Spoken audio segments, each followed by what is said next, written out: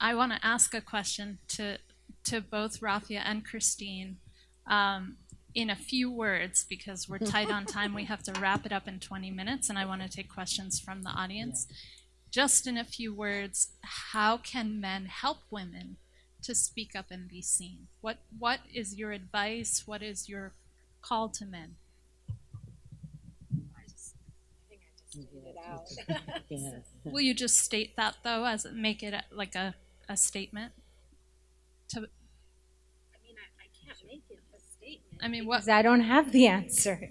I mean, I'm not a man, and I don't understand why there is a predilection toward identifying, and I don't think that men can help women until they're willing to do that kind of soul searching on why their instinctual response so often is to talk about due process or talk about, evidence. And not that those things are wrong, but it's just that, I don't understand why that is so.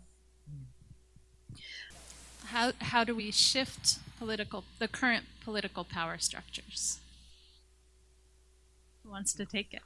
Well, I actually wrote about this today, and that is that the Me Too movement needs a legislative agenda. One of the things that has held it back is the lack of, and it's been an asset in the early stages because the sort of amorphous boundaries have allowed it to be expansive and get as many women interested and in it as possible. But for instance, I'm a lawyer, and I know that I've had in the past many women who wanted to sue, like ordinary women, not people working for Harvey Weinstein, but like who want to sue for sexual harassment. But even though we have laws, women can sue for sexual harassment, like practically speaking, and you can look at this article. It's in the Nation under my name.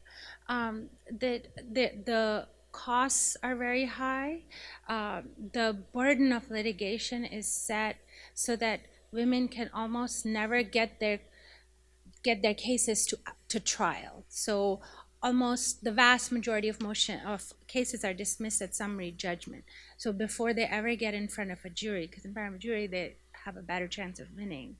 And so, there's another one is a nonpartisan legislative body to investigate, to do these background checks for men who want to be Supreme Court judges, for instance. So there are a lot of concrete legislative programs, but I do think that among those of you who are grassroots activists and who are working on that level, it's very important to kind of push for the candidates that you support to include that in their electoral agenda, because it's not really being pushed enough, I guess. Does anybody want to add anything to that? How can we transform the current political structures?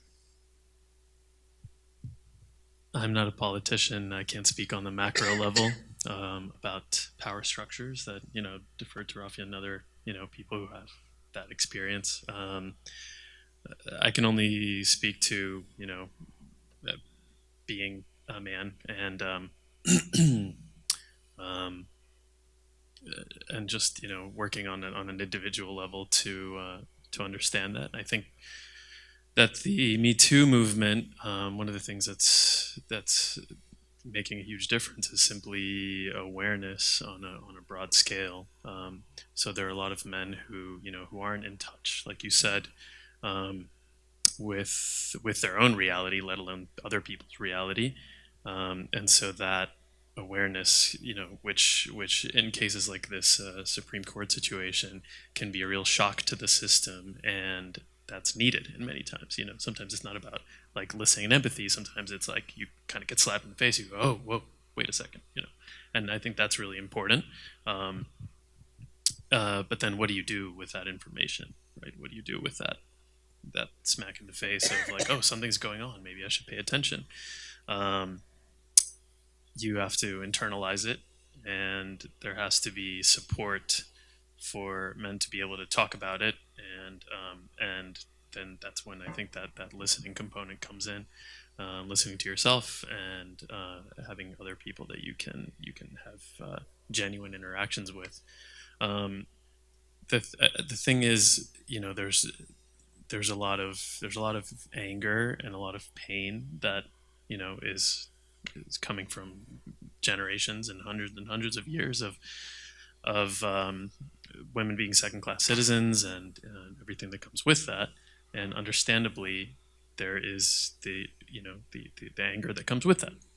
Um, uh, the thing about having anger around is that it's difficult to respond in a way that is that kind of allows you the space to process, because the brain is going to go straight to fear, because that's what it does, and it's going to go straight to how do I protect myself?